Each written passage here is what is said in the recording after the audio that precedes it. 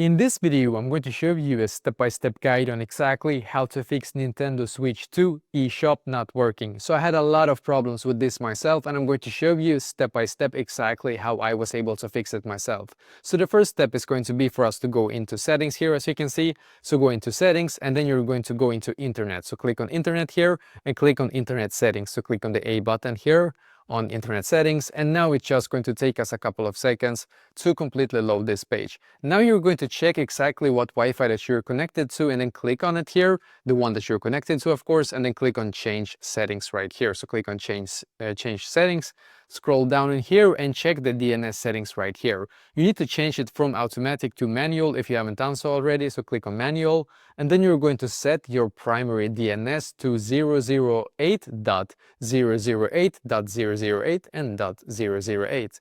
And then the secondary DNS needs to be 008.008.004.004, and then click on save right here, as you can see. So now settings has been saved. Now we can go back to this page once again, the system settings page, and scroll down in here until you get to system. Click here and click on system update here. And if you do have an update, make sure that you actually get it as well. It's very important.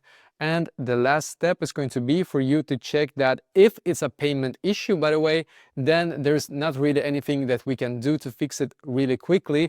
It might be insufficient funds, or that your card is right now blocked for internet purchases. So you can contact your bank and ask them to open it up for internet purchases, and then that can also sometimes fix this issue. But one more thing you can do, by the way, to also fix it is to click right here on the power button, click and hold until you get this right here, power options. So click on power options and then click on restart right here, and hopefully this will be able to fix it for you as well.